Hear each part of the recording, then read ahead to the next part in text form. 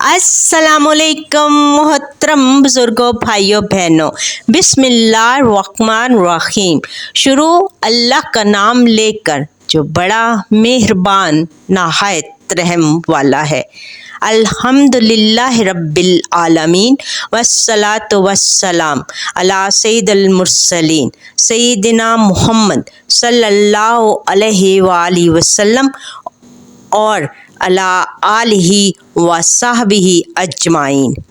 अल्लाह ताला ने अपनी ज़मीन पर ऐसे बरगज़ीदा बंदे पैदा किए जिनकी ज़िंदगियाँ खुद अपने आप में नूर और हदायत का दूसरा नाम है। ऐसी ही एक अजीम हस्ती हज़रत गौसुल आज़म शेख अब्दुल कादिर जिलानी रहमतुल्लाह अलैह हैं। आपका शजरा नसब दो तरफ से हज़रत इमाम हसन और इमाम हुसैन रज़ी अल्लाह अन्हा से मिलता है। आपकी वलादत 470 हिजरी में माह रमज़ान अल मुबारक में जलान ईरान में हुई। आज मेरी मोहतरम बुज़ुर्गों, भाइयों बहनों, आपको हज़रत गौसे पाक की 6 ऐसी हैरान कुन करामात सुनाऊंगी जो आपने शायद कभी न सुनी होंगी। ये बिल्कुल मसनद और सच्ची करामात हैं जिन्हें बड़े बड़े उल्मा ने अपनी कुतुब में दर्ज किया है। ये कोई जादू या शाबदा नहीं, बल्कि अल्लाह के नेक बंदों की ताईद इलाही है। मेरे मोहतरम बुज़ुर्गों, भाइयों बहनों, चले शुरू करते हैं। पहली करामत, परिंदे की ज़बानी और दरख्त का झुकना। बचपन की करामत, मदरसे का रास्ता। हज़रत गौस पाक जब छोटे थे उस वक्त आपकी उम्र तकरीबन 6 बरस थी। आप बहुत ज़हीन, नेक और अल्लाह का खौफ रखने वाले बच्चे थे। हर सुबह आप अपनी वालदा मोहतरमा से इजाज़त लेकर मदरसे जाते थे। आपकी वालदा एक बहुत ही पारसा और आबदा खातून थी। एक दिन सुबह सवेरे जब सूरज की किरणें दरख्तों की शाखों से छिन कर ज़मीन पर गिर रही थीं, हज़रत गौस पाक अपने मदरसे की तरफ पैदल जा रहे थे। आपके हाथ में एक थैली थी जिसमें कुछ रोटियां थीं और एक छोटी सी तस्बीह थी जो आपके वालिद ने दी थी। रास्ते में एक बहुत बड़ा बाग था। इस बाग में तरह तरह के फूल थे। आम, अनार और खजूर के दरख्त थे। बाग के बीचों बीच एक बहुत पुराना और बड़ा दरख्त था जिसे लोग शेखल सूद कहते थे, क्योंकि इसकी छाल बहुत काली थी। परिंदे का बोलना। जब हज़रत गौस पाक इस बाग के करीब पहुँचे तो बाग के एक दरख्त पर परिंदे खुशलहानी से नगमे गा रहे थे। अचानक एक छोटे से परिंदे ने बुलंद आवाज़ में कहा, ए अब्दुल कादिर, जल्दी चलो, तुम्हारे उस्ताद तुम्हारा इंतज़ार कर रहे हैं। आज तुम्हें सूरा यासीन याद करनी है और तुम देर कर रहे हो। हज़रत गौस पाक की आंखें हैरत से फैल गईं। एक परिंदा उनसे बात कर रहा था। आपने रुककर परिंदे की तरफ देखा। परिंदा अपनी जगह से हिला नहीं था। उसने फिर कहा, ए अब्दुल कादिर, तुम्हें तहज्जुब नहीं करना चाहिए। क्या तुम नहीं जानते, हर ज़रा, हर पत्ता, हर परिंदा अल्लाह के हुक्म से तस्बीह करता है और जो अल्लाह चाहे वो इसे बोली देता है। तुम तो वो हो जिसके दस्ते मुबारक से अल्लाह बहुत से बंदों को हदायत देगा। फिर तुम एक परिंदे की बात पर हैरान हो रहे हो। हज़रत गौसे पाक ने जवाब दिया, सुबहान अल्लाह, अल्लाह हर चीज़ पर कादिर है, लेकिन तुम एक परिंदे हो, तुम्हें किसने बोलना सिखाया? پرندے نے کہا، اسی نے جس نے تجھے سکھایا، جس نے موسیٰ علیہ السلام سے درخت کے ذریعے بات کی، جس نے سلیمان علیہ السلام سے پرندوں کی زبان سمجھنے کی طاقت دی، جس نے محمد صلی اللہ علیہ وآلہ وسلم کو معراج پر بلایا، کیا وہ پرندے کو بولنے کی طاقت نہیں دے سکتا؟ درخت کا جھکنا یہ سننا تھا کہ بہت بڑا کالا درخت جسے لوگ شیخ السود کہتے تھے لرزنے لگا، اس کی شاخیں ہلنے لگیں، پتے جھڑنے لگے، پھر وہ پورا درخت جھک کر حضرت غوث پاک کے قدموں پر سجدے میں گرنے لگا۔ وہاں پر کچھ باغبان کام کر رہے تھے، انہوں نے یہ منظر دیکھا تو ان کے ہوش اڑ گئے۔ ایک باغبان نے چیخ کر کہا، یہ بچہ کون ہے؟ یہ تو جادوگر ہے۔ دوسرے باغبان نے کہا، نہیں، یہ کوئی جادو نہیں بلکہ یہ اللہ کا ولی ہے۔ حضرت غوث پاک نے فوراً درخت کی طرف رخ کیا اور فرمایا، اے درخت، اللہ کے سوا کسی کو سجدہ نہ کرو، میں بندہ ہوں، اللہ کا بندہ، سجدہ صرف اللہ کے لیے ہے۔ درخت فوراً سیدھا ہو گیا، اس کی جڑیں زمین میں پیوست ہو گئیں اور وہ پہلے سے بھی زیادہ مضبوط کھڑا ہو گیا۔ باغبان حیران تھے، ان میں سے دو نے فوراً کلمہ پڑھ کر اسلام قبول کر لیا۔ انہوں نے کہا، ہم نے آج وہ دیکھ لیا جو ہم نے کبھی نہیں دیکھا تھا۔ ایک پرندہ بول رہا تھا، ایک درخت جھک رہا تھا اور یہ چھوٹا بچہ اس سب کو اپنی ایک نظر میں کنٹرول کر رہا تھا۔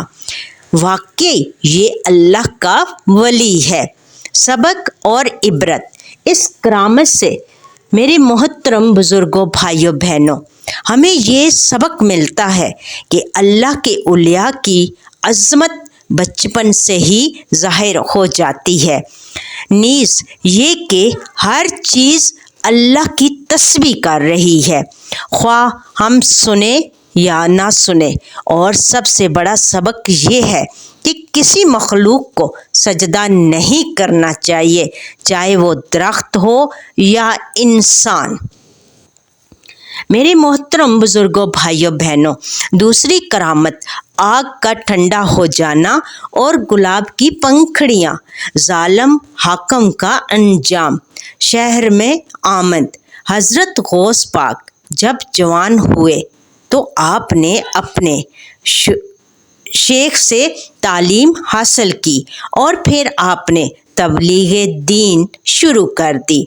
آپ کا نام دور دور تک پھیل گیا تھا، لوگ آپ سے محبت کرتے تھے اور بڑی دور سے آپ کے پاس فیض حاصل کرنے آتے تھے۔ لیکن ایک شہر تھا جس کا نام دستجرد تھا، جہاں کا حاکم بہت ظالم تھا۔ اس کا نام ناصر الدولہ تھا۔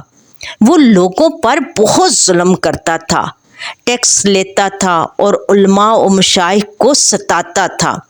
جب اس حاکم نے سنا کہ حضرت غوث پاک لوگوں میں مقبول ہو رہے ہیں تو اسے غیرت آئی۔ اس نے کہا، یہ شخص میرے شہر میں آ کر میری حکومت کو کمزور کر رہا ہے، لوگ اس کے پاس جاتے ہیں اور مجھے چھوڑ دیتے ہیں۔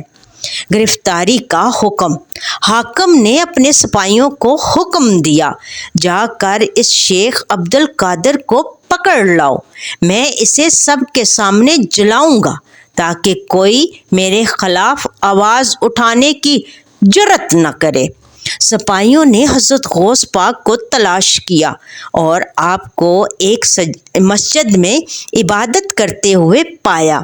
انہوں نے آپ کو گھیر لیا اور کہا، آپ ہمارے ساتھ چلیں، حاکم صاحب آپ کو بلوا رہے ہیں۔ حضرت غوث پاک نے فرمایا، میں تمہارے حاکم کے پاس نہیں جا سکتا، میں اللہ کے حضور میں ہوں، اس کی عبادت میں مشغول ہوں، اگر وہ مجھ سے ملنا چاہتا ہے تو خود یہاں آئے۔ سپاہیوں نے جواب دیا، آپ کو جانا ہی ہوگا ورنہ ہم آپ کو زبردستی لے جائیں گے۔ آپ نے فرمایا، جو اللہ کی پناہ میں ہو اسے کوئی زبردستی نہیں کر سکتا۔ لیکن سپاہیوں نے آپ کو اٹھا لیا اور حاکم کے پاس لے گئے۔ آگ کا حکم۔ حاکم نے کہا، اے عبد القادر، کیا تم وہی ہو جو لوگوں کو میرے خلاف بھڑکا رہے ہو؟ آپ نے فرمایا، میں کسی کے خلاف نہیں بھڑکاتا، میں صرف اللہ کا کلمہ بلند کرتا ہوں۔ اگر تم مسلمان ہو تو سنو، ورنہ جو کرنا ہے کرو۔ حاکم غصے سے لال پیلا ہو گیا۔ اس نے حکم دیا کہ ایک بہت بڑی آگ جلاؤ، اس شخص کو اس آگ میں پھینک دو تاکہ ہر کوئی دیکھے کہ میرے خلاف جانے کی کیا سزا ہے۔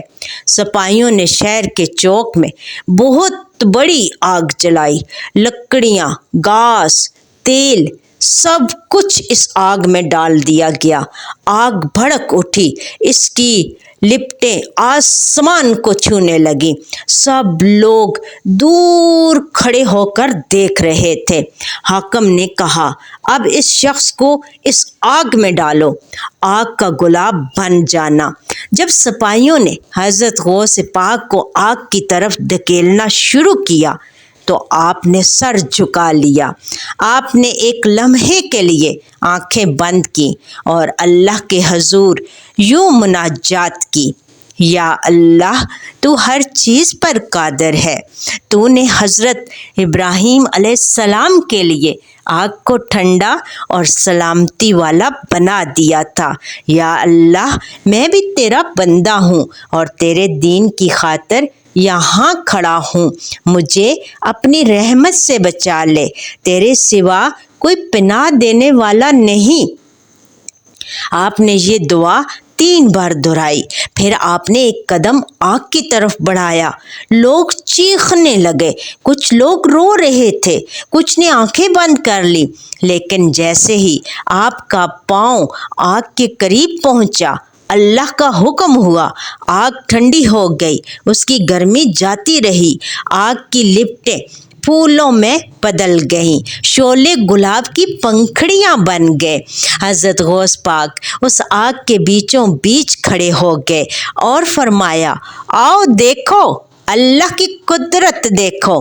آگ بھی اللہ کے حکم سے ٹھنڈی ہو جاتی ہے جب وہ اپنے بندوں پر رحم فرماتا ہے۔ آپ کے جسم پر کوئی جلن نہیں تھی، آپ کے کپڑے ویسے ہی تھے جیسے تھے، آپ کے چہرے پر نور تھا۔ حاکم کی توبہ۔ حاکم نے یہ معجزہ دیکھا تو اس کے پاؤں اکھڑ گئے، وہ اپنے تخت سے گر گیا اور رونے لگا۔ اس نے کہا، یا شیخ، مجھے معاف کر دو، میں نے بہت بڑی جہالت کی، میں جانتا تھا کہ آپ اللہ کے ولی ہیں، لیکن میرے نفس نے مجھے گمراہ کیا۔ وہ حاکم فوراً حضرت غوث پاک کے قدموں میں گر گیا اور کہنے لگا، مجھے توبہ کی توفیق دے دیجئے، میں اپنا تخت چھوڑ دوں گا، میں اپنا مال چھوڑ دوں گا، بس آپ کا ایک مرید بننا چاہتا ہوں۔ حضرت غوث پاک نے فرمایا، توبہ کا دروازہ ہمیشہ کھلا ہے، اللہ بہت معاف کرنے والا ہے، لیکن سچی توبہ یہ ہے کہ تم ظلم کرنا چھوڑ دو، لوگوں کے حقوق واپس کرو اور اللہ کے راستے پر چلو۔ حاکم نے فوراً اپنے خزانے کھول دیے اور سب مظلوموں کے حقوق واپس کیے۔ اس نے اپنی تلوار توڑ دی اور اپنے تخت کو آگ لگا دی۔ وہ حضرت غوث پاک کا ایک سچا مرید بن گیا اور باقی زندگی عبادت میں گزاری۔ اس دن شہر کے سینکڑوں لوگوں نے حضرت غوث پاک کے ہاتھ پر بیعت کی۔ میرے محترم بزرگوں، بھائیوں، بہنوں، اس سے ہمیں سبق اور عبرت یہ ملتی ہے کہ اس کرامت سے کہ اللہ پر بھروسہ کرنے والے کبھی ذلیل نہیں ہوتے۔ دوسرا یہ کہ توبہ کا دروازہ ہمیشہ کھلا ہے، چاہے گناہ کتنا ہی بڑا کیوں نہ ہو۔ تیسرا یہ کہ اللہ کی رحمت اس کے غضب پر غالب ہے۔ میرے محترم بزرگوں، بھائیوں بہنوں، تیسری کرامت سمندر میں ڈوبتے ہوئے افراد کی نجات۔ طوفان کے بیچوں بیچ امن۔ سفر کی ابتدا حضرت غوث پاک ایک مرتبہ اپنے چند مریدوں کے ساتھ تجارتی قافلے میں سوار ہو کر سمندری سفر پر نکلے۔ آپ کا مقصد ایک جزیرے پر جانا تھا جہاں لوگ شرک کرتے تھے تاکہ انہیں توحید کا پیغام دیا جا سکے۔ کشتی بہت بڑی تھی، اس میں تقریباً 200 افراد سوار تھے۔ ان میں تاجر، مسافر، بچے، بوڑھے، عورتیں سب تھے۔ موسم بہت اچھا تھا، آسمان صاف تھا، سمندر پرسکون تھا۔ حضرت غوث پاک نے ایک کونے میں بیٹھ کر ذکر شروع کر دیا۔ آپ لا الہ الا اللہ کا ورد کر رہے تھے۔ آپ کے چہرے سے نور ٹپک رہا تھا۔ طوفان کا آنا۔ اچانک آسمان پر سیاہ بادل چھا گئے، ہوا چلنے لگی، سمندر میں لہریں اٹھنے لگی۔ پھر تو ایسا طوفان آیا کہ کشتی ڈولنے لگی۔ لوگ چیخنے لگے، ہم ڈوب جائیں گے، ہماری کوئی سننے والا نہیں۔ کشتی کا کپتان چیخ رہا تھا، سمندر نے کبھی اتنا طوفان نہیں دیکھا، یہ تو اللہ کا عذاب ہے۔ ایک بڑی لہر آئی جس نے کشتی کے ایک کنارے کو توڑ دیا، پانی اندر آنے لگا، سب لوگ بے ہوش ہونے لگے۔ ایک عورت اپنے بچے کو لے کر رو رہی تھی، میرا بچہ مر جائے گا، کوئی بچاؤ۔ ایک بوڑھے شخص نے کہا، ہم نے بہت گناہ کیے ہیں، یہ ہمارے گناہوں کی سزا ہے۔ حضرت غوث پاک کی دعا۔ حضرت غوث پاک نے یہ سب دیکھا۔ آپ نے اپنی جگہ سے اٹھ کر کشتی کے بیچ میں کھڑے ہو گئے۔ آپ نے اپنا دست مبارک اٹھایا اور اونچی آواز میں فرمایا، اے سمندر، میرے آقا، میرے مولا، میرے نبی محمد مصطفیٰ صلی اللہ علیہ وآلہ وسلم کے صدقے میں تھم جا۔ اے اللہ، تو نے فرمایا ہے کہ جو مجھ سے دعا مانگے میں اسے دیتا ہوں۔ یا اللہ، میں تجھ سے ان بے کسوں کے لیے دعا مانگتا ہوں، انہیں بچا لے۔ آپ نے یہ دعا 3 بار پڑھی، پھر آپ نے سمندر کی طرف اشارہ کیا، فوراً ہوا رک گئی، سمندر پرسکون ہو گیا، لہریں غائب ہو گئیں، سورج نکل آیا۔ کشتی کے مسافر حیران تھے، انہوں نے دیکھا کہ پانی اندر آنا بند ہو گیا ہے، کشتی ٹھیک ہو گئی ہے۔ ڈوبے ہوئے شخص کا معجزاتی طور پر واپس آنا۔ لیکن ایک شخص تھا جو طوفان کے دوران پانی میں گر چکا تھا، اس کا نام حاجی قاسم تھا۔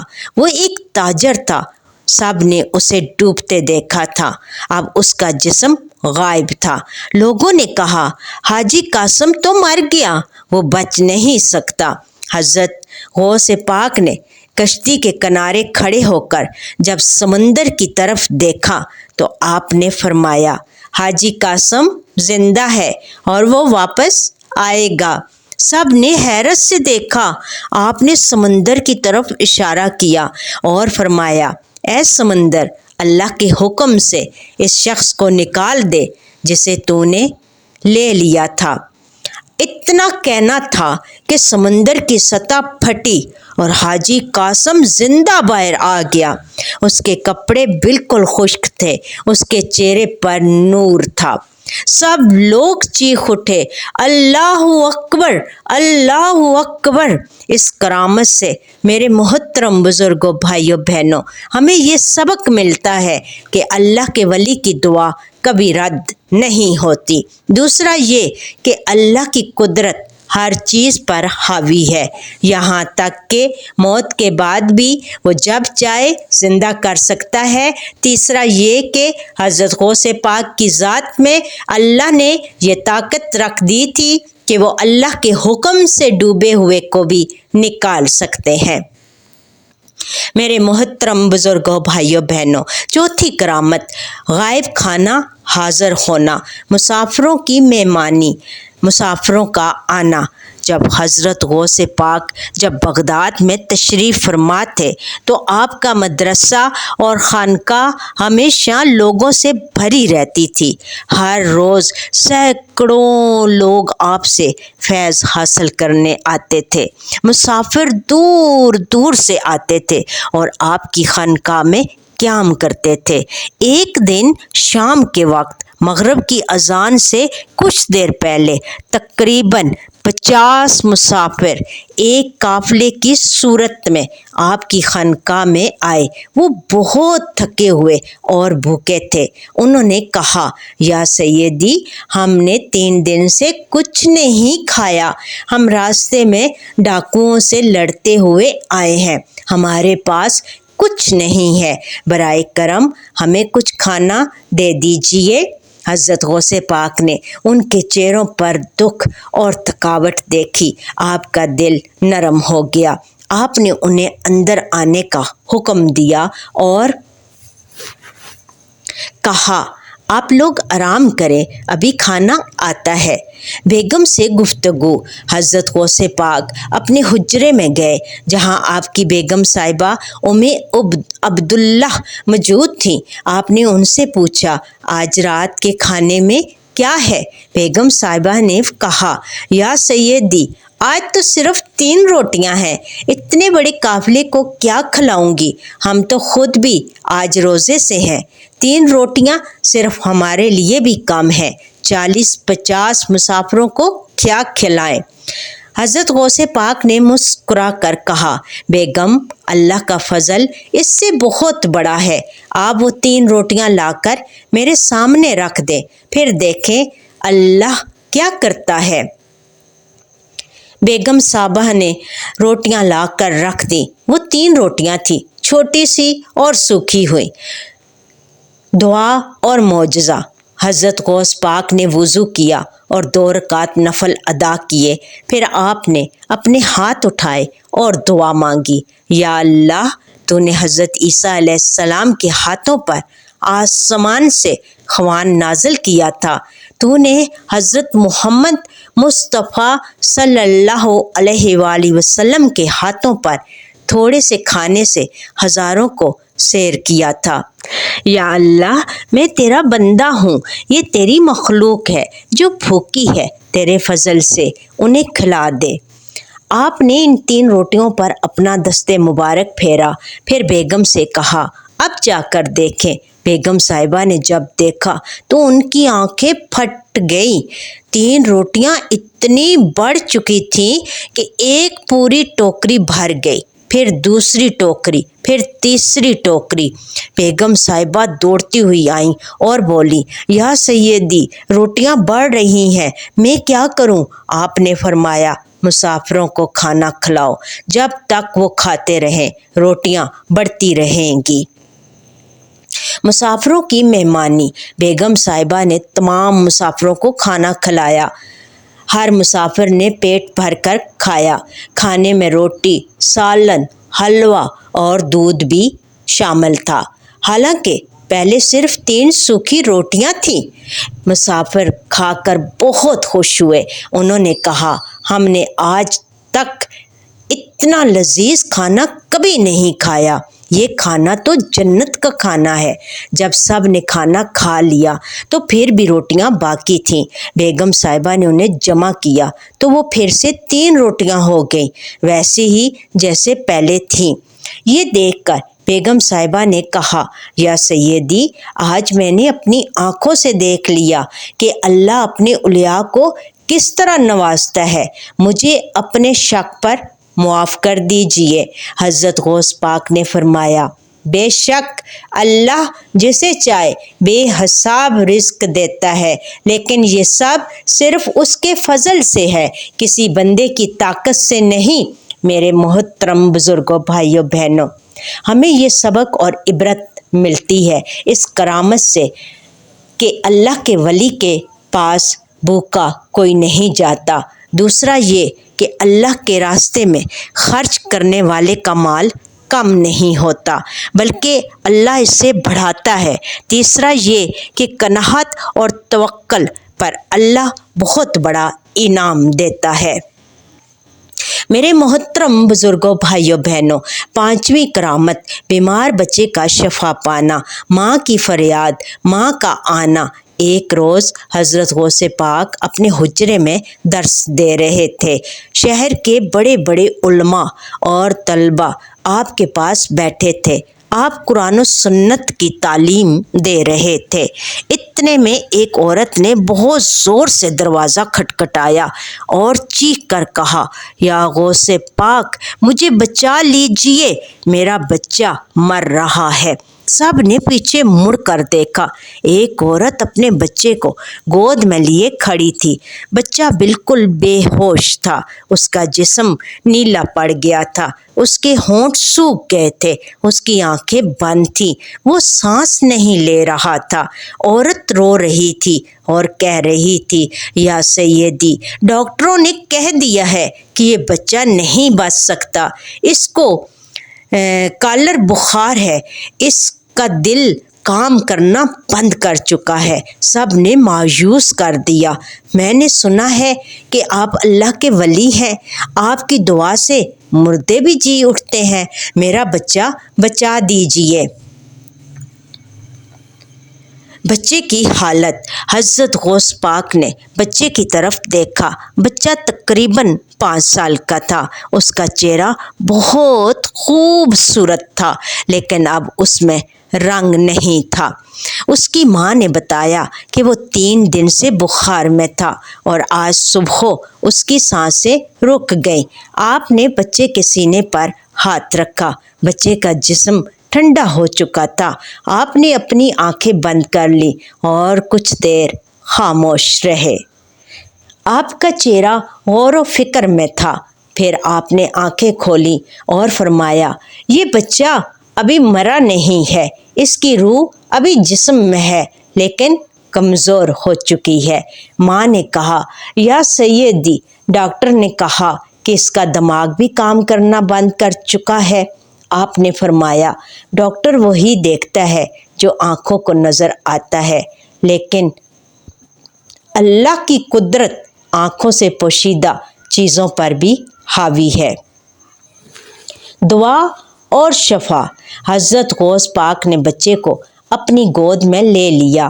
آپ نے بچے کے سر پر ہاتھ رکھا اور یہ دعا مانگی، بسم اللہ الرحمن الرحیم، اللہ کے نام سے شروع۔ اے لوگوں کے رب، تکلیف دور فرما، شفا دے، تو ہی شفا دینے والا ہے، تیری شفا کے سوا کوئی شفا نہیں، ایسی شفا دے جو کوئی بیماری باقی نہ چھوڑے۔ آپ نے یہ دعا 7 بار پڑھی۔ ہر بار آپ نے بچے کے سینے پر دم کیا۔ 7ویں بار کے بعد بچے نے چھینک ماری، پھر اس نے آنکھیں کھولی۔ اس نے اپنی ماں کو دیکھا اور کہا، امی۔ ماں نے چیخ کر کہا، میرا بچہ زندہ ہو گیا، میرا بچہ بول رہا ہے۔ بچہ فوراً اٹھ بیٹھا، اس کے چہرے پر رنگ آ گیا۔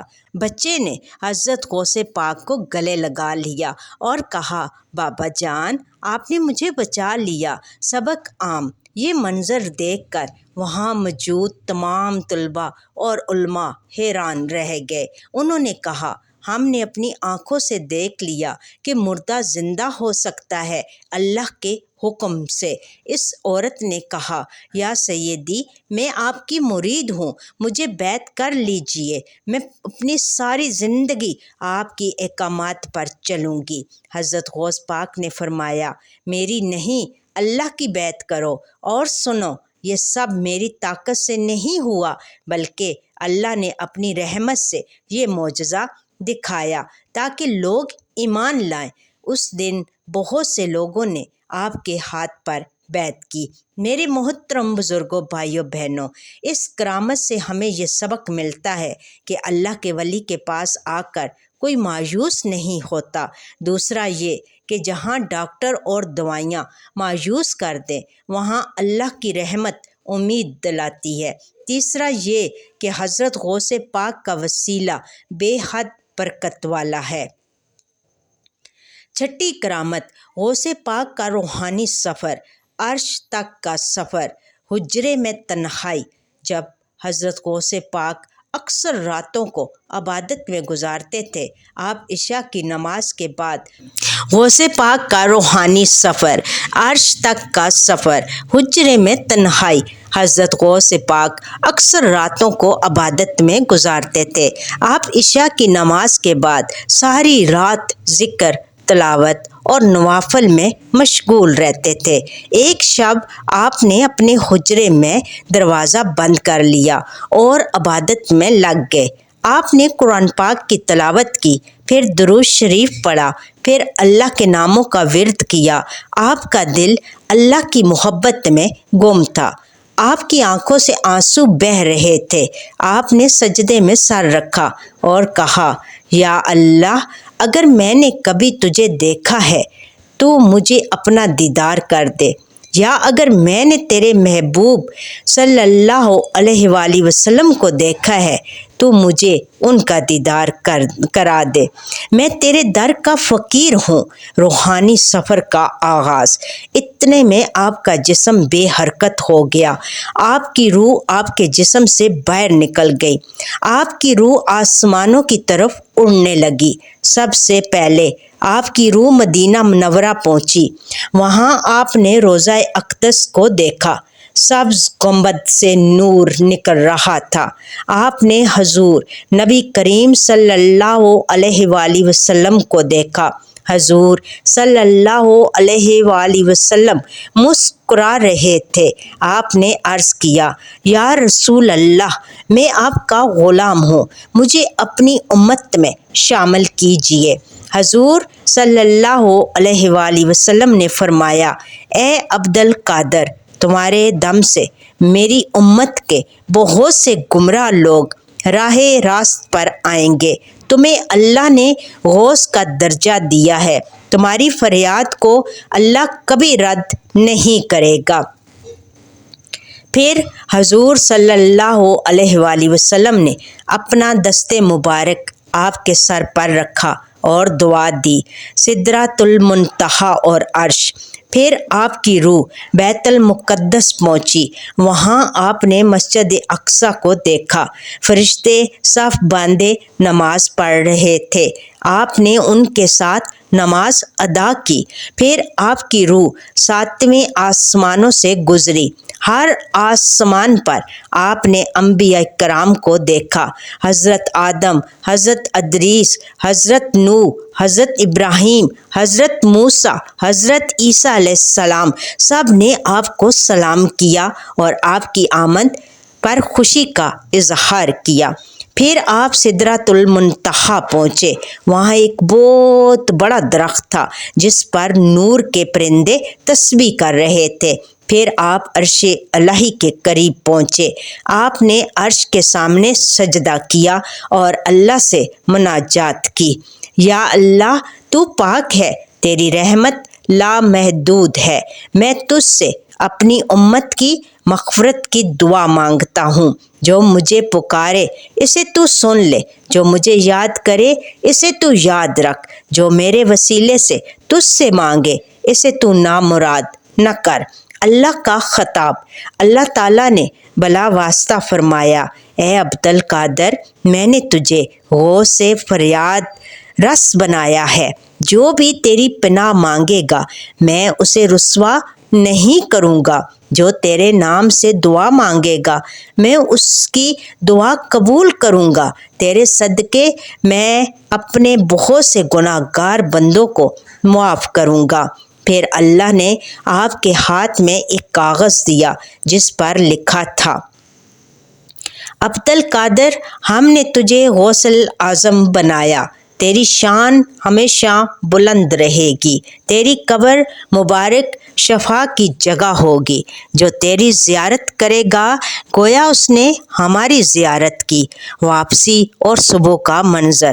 جب آپ کی روح واپس جسم میں آئی تو آپ نے آنکھیں کھولی۔ صبح کا وقت تھا، آپ کا حجرہ نور سے بھرا ہوا تھا، آپ کے ہاتھ میں وہ کاغذ تھا۔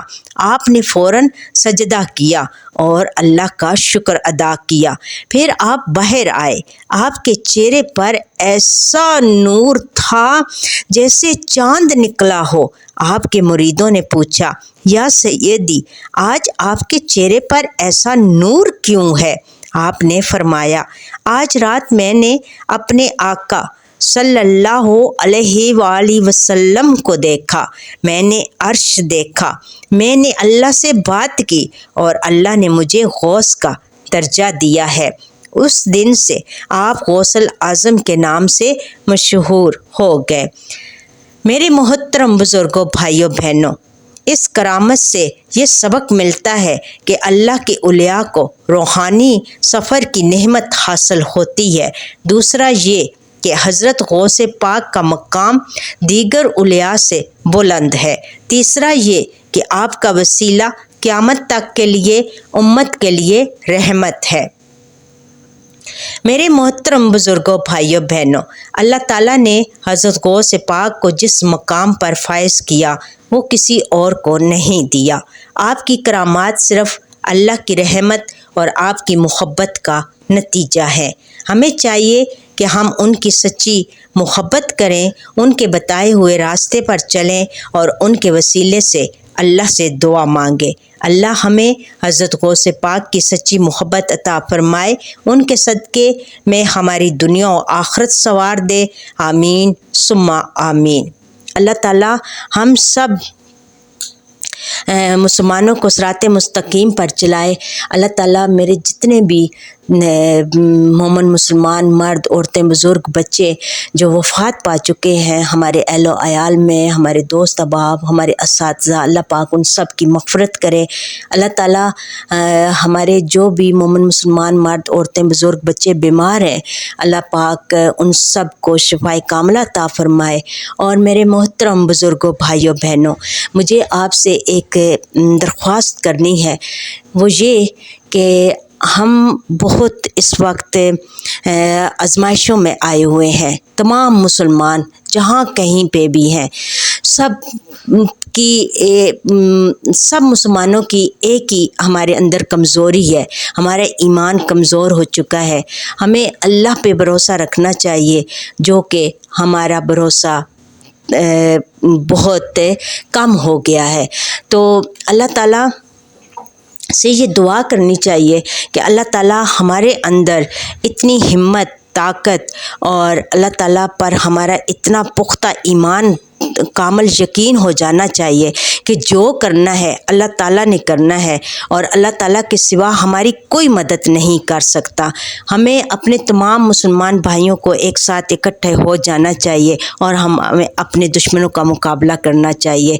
اور جس طرح ہمارے حضرت غوث اعظم ہیں، ہمیں ان کے وسیلے سے اللہ تعالیٰ سے دعا مانگنی چاہیے، ان کا نام لے کر اللہ سے دعا مانگنی چاہیے کہ اللہ تعالیٰ ہم سب پر آئی ہوئی آفتیں، مصیبتیں، بلائیں، آزمائشیں، ناگہانی آفات، یہ زلزلے، یہ جو کہ اتنا زیادہ مسلمانوں کے اوپر ظلم ہو رہا ہے، اللہ تعالیٰ وہ دور فرما دے اور ہمارے حال پر رحم فرما دے۔ اللہ تعالیٰ آپ سب کو اجر عظیم عطا کرے۔ آپ سب میری ویڈیو کو دیکھتے ہیں، میری ویڈیو کو لائک کرتے ہیں، شیئر کرتے ہیں، کمنٹ کرتے ہیں، میرے چینل کو سبسکرائب کرتے ہیں۔ آپ میری یوٹیوب فیملی ہیں۔ میں آپ سب کا دل کی اتھا گہرائیوں سے شکریہ ادا کرتی ہوں اور اپنے رب کا شکر ادا کرتی ہوں کہ آپ حق اور سچ کو سنتے ہیں اور آپ اپنے اولیاء کو سنتے ہیں، اور اللہ تعالیٰ آپ کو مزید سننے کی اور اللہ تعالیٰ ہم سب کو نیک عمل کرنے کی توفیق عطا فرمائے۔ اللہ تعالیٰ ہمارے والدین کو اچھی صحت کے ساتھ برکت والی لمبی عمر عطا کرے۔ اللہ تعالیٰ ہمیں ہمارے والدین کی خدمت کرنے کی توفیق عطا فرمائے۔ اللہ تعالیٰ ہم تمام مسلمانوں کو 5 گانا وقت نماز، قرآن پاک، درود شریف اور کثرت سے استغفار کرنے کی توفیق عطا فرمائے۔ اللہ تعالیٰ ہم سب کو حج اور عمرہ کرنے کی سعادت نصیب کرے۔ اللہ تعالیٰ ہمارے جو بھائی بزرگ بچے پردیسوں میں ہیں، پریشانیوں میں ہیں، ہم نہیں جانتے کہ وہ کن آزمائشوں میں ہیں، اللہ پاک ان سب کے لیے آسانیاں کرے۔ اللہ تعالیٰ ان سب کو ہمیشہ اپنوں کے ساتھ ہنستا مسکراتا رکھے۔ ہماری جو بہنیں بیٹیاں گھروں میں کنواری ہیں، اللہ پاک ان کے لیے غیب سے اسباب پیدا کرے، اچھے رشتے ان کے لیے آئیں، اور اللہ تعالیٰ ان کے ماں باپ کو اس فرض سے سبق دوش کریں۔ آمین یا رب العالمین۔ مور انفارمیٹیو ویڈیو کے لیے میرے چینل واقعات قرآن کو سبسکرائب میں ویڈیو کو لائک، شیئر اور کمنٹ کرنا مت بھولیے۔ تھینک یو، جزاک اللہ خیر کثیرہ۔